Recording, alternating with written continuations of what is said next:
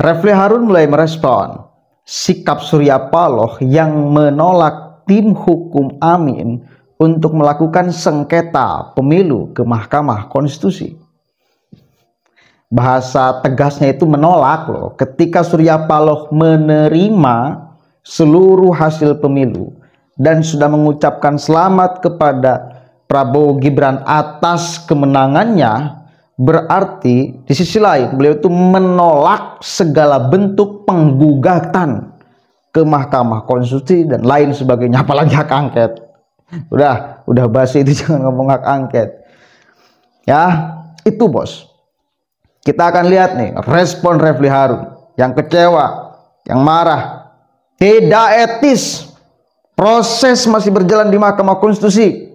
Nah, masih sengketa. Bisa-bisanya Surya Paloh sudah mengucapkan selamat, bahkan sudah belok. Padahal dia adalah partai pengusung Capres Anies Baswedan. Tapi Refli pun menyadari bahwa Anies itu bukan siapa-siapa dan tidak punya apa-apa. Sekarang aja dia moncer katanya. Nanti setelah selesai semuanya Prabowo jadi presiden, Anies itu siapa sih? Tidak punya modal sosial apapun. Coba kita dengarkan sama-sama nih ya. Mulai merendahkan Anies juga Refli Harun tuh. Tentu banyak yang bertanya-tanya ya, ada apa dengan Surya Paloh? Kenapa cepat sekali beloknya? Kenapa cepat sekali menyatakan menerima hasil pemilu termasuk pilpres? Why? Karena dia backbone dari Anies Baswedan atau backbone dari pencalonan Anies Mohaimin. Tapi dia juga yang memulai, tapi dia juga yang mengakhiri seolah-olah. Dan seperti bermain dua kaki jadinya. Di satu sisi membolehkan bahkan menyumbang lawyer untuk sengketa di MK. Kalau kita baca misalnya beritanya, tapi di sisi yang lain kemudian mengakui dan bahkan langsung bertemu dengan Prabowo Subianto. Cepat sekali prosesnya. Mengakui pada saat segera setelah pengumuman hasil itu pada tanggal 20 dan kemudian pada tanggal 22 Maret ini pada saat ulang tahun RH Channel yang keempat, nggak ada kaitannya ya, itu bertemu dengan Prabowo Subianto, dikasih karpet merah ya. Jadi ini hal yang sangat-sangat menarik.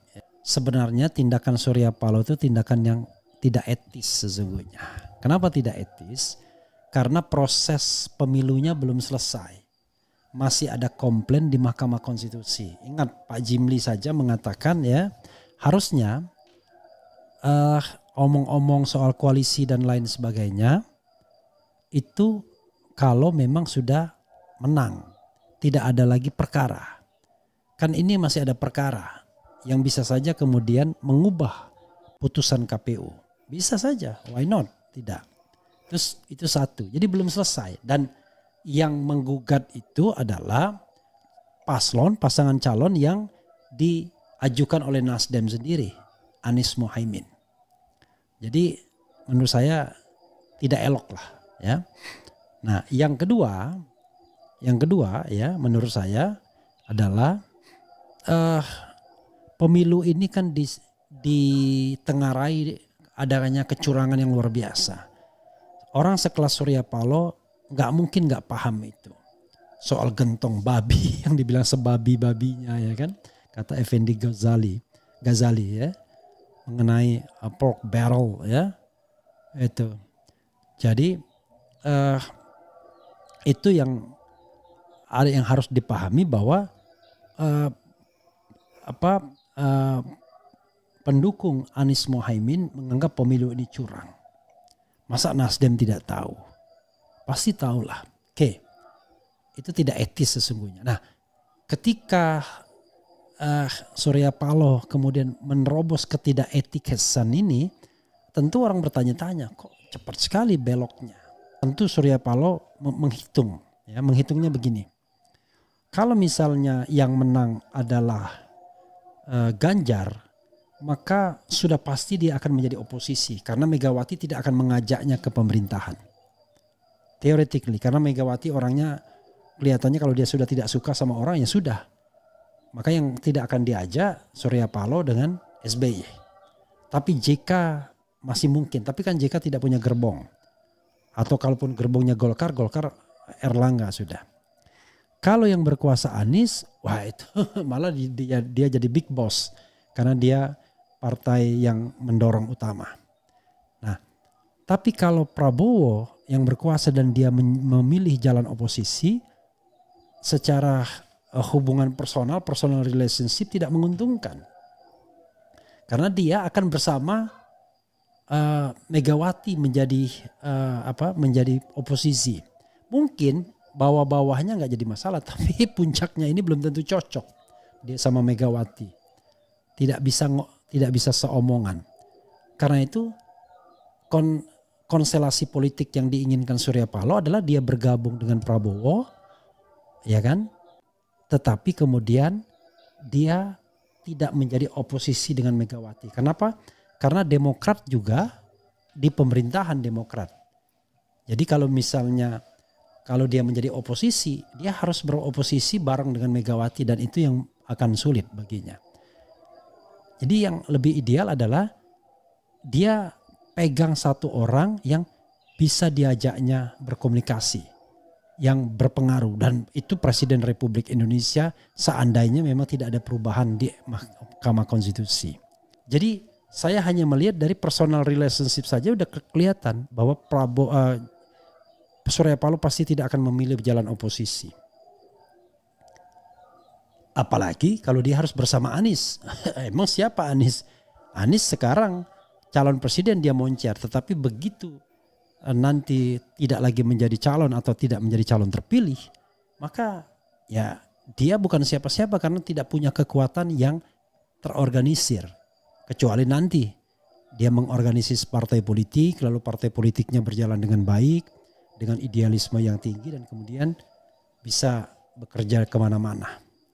Tapi sekarang tidak punya kekuatan kalau seandainya modal sosialnya tidak diorganisir secara baik. Nah, Oke. Itu Repli sudah tahu kok. Dan rasional alasan-alasan itu. Memang Anies itu siapa sih? Kalau dia tidak jadi capres, tidak dicapreskan oleh Nasdem. Anies itu siapa? Mati sebentar lagi juga dia. Secara karir politiknya. Sinar politiknya udah nggak bakalan nyala lagi ketika dia tidak menjadi gubernur DKI Jakarta, tidak memiliki jabatan publik. Karena tidak lagi akan disorot oleh media.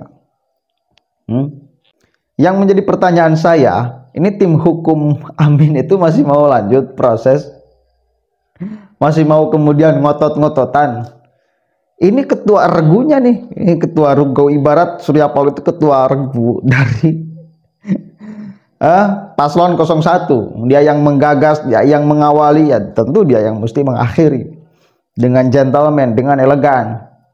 Ini tim hukumnya masih mau ngotot, masih mau berangan-angan untuk membatalkan proses pemilu ini, menggugurkan, mendiskualifikasi apalagi 02.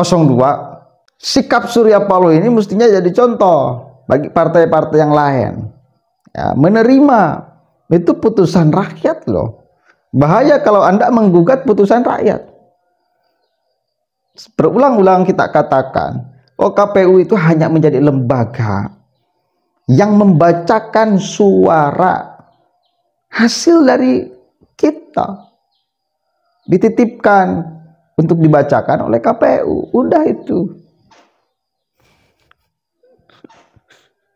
Jadi ini pendukung-pendukung Anies itu mesti paham. Katakan gini, kemarin kan Surya Paloh itu bertemu dengan Pak Prabowo. Setelah itu sorenya tuh bertemu dengan Anies Baswedan. Lalu ini pendukung Anies itu pasti ngomong, ini adalah strategi jitu Surya Paloh untuk nantinya A, B, C, D segala macam untuk proses perlawanan. Surya Paloh bakal ada tetap di garis perubahan. Masih ada mau ngomong itu? Mimpinya ketinggian, bos. Udah, ketika beliau Surya Paloh mengucapkan selamat di beberapa jam setelah pengumuman kemenangan Prabowo Subianto, dan kemarin tanggal 22 Prabowo datang ke Nasdem dikasih karpet merah, udah nggak usah ditafsir-tafsirkan lagi. Refli Harun udah bener tuh, Nasdem pasti akan bergabung ke Prabowo Subianto, Gibran Raka Buming Raka, ke koalisi besar itu. Jadi bukan sebaliknya, bukan dari partai Pak Prabowo yang gabung ke Anies, tapi dari partai pendukung Anies yang gabung ke sono. Artinya apa? Udah gak mungkin Anies menang gitu loh, kalau mau dijelaskan tuh. Sekali lagi, ketika Surya Paloh menerima hasil pemilu dan memberikan selamat kepada Prabowo Gibran, artinya dia menolak segala bentuk penggugatan ke Mahkamah Konstitusi untuk menggagalkan, membatalkan hasil pemilu, dan untuk apalagi mendiskualifikasi paslon 02. Itu kalau mau dipertegas seperti itu. Kalau mau dipertegas lagi, saya malam ngomong, Surya Paloh itu ingin mengatakan, ketika tim hukum Amin meminta untuk mendiskualifikasi 02, maka Surya Paloh mengatakan yang mesti didiskualifikasi itu bukan 02 tapi Anda. Maka saya pergi tuh, saya datang ke Prabowo biar kemudian partainya menjadi berkurang kalaupun ada pemilihan ulang, meskipun itu adalah mimpi, gak mungkin kejadian gitu loh. Kurang dong PKB dan PKS doang. Jadi sikap Surya Paloh itu menegaskan bahwa yang mesti didiskualifikasi itu bukan 02 tapi Anies Baswedan. Udahlah, stop dramanya Pak Surya. Kasihan para pendukung Anies tuh masih berharap lebih. Anda itu main dua kaki Pak Surya. Kasihan. Pendukung Anies itu masih berharap penuh kepada Anda Pak Surya. Meskipun tanda-tanda alam sikap Anda sudah menunjukkan bahwa Anda seperti apa, sudah lagi tidak di 01. Tapi karena para pendukung Anies banyak yang minim analisis, akhirnya masih percaya aja Anda ada di kubu mereka. Makanya kasihan, berikan sikap yang tegas. Pak Surya, berikan sikap yang tegas. Anda yang mengawali, maka Anda yang mengakhiri. Jangan cuma dengan sikap, tapi dengan kata-kata yang tegas. Kalau dengan sikap masih ada orang yang menafsir-nafsirkan macam-macam. Kalau yang menafsirkannya Refli Harun, ya dia orang berpengalaman dan lain sebagainya. Dia udah ngomong tentang kekalahan, dia udah ngomong tentang fakta Anies yang tidak apa-apa dan tidak akan menjadi siapa-siapa. Ya, sementara yang lain masih menganggap bahwa Anies itu bakal jadi presiden. Itu kan repot. Kalangan pendukung Anies yang di bawah, yang minim analisis, minim literasi politik, ya, yang fanatik luar biasa, yang menganggap bahwa Indonesia ini akan hancur bila tidak dipimpin oleh Anies Baswedan. Nah ini nih, orang-orang seperti ini, pendukung fanatik kayak gini yang mesti Pak Surya Paloh sadarkan dengan sikap yang tegas, biar mereka sudah tidak ada lagi harapan. Jangan terus PHP Pak Surya. Kasihan. Assalamualaikum warahmatullahi wabarakatuh.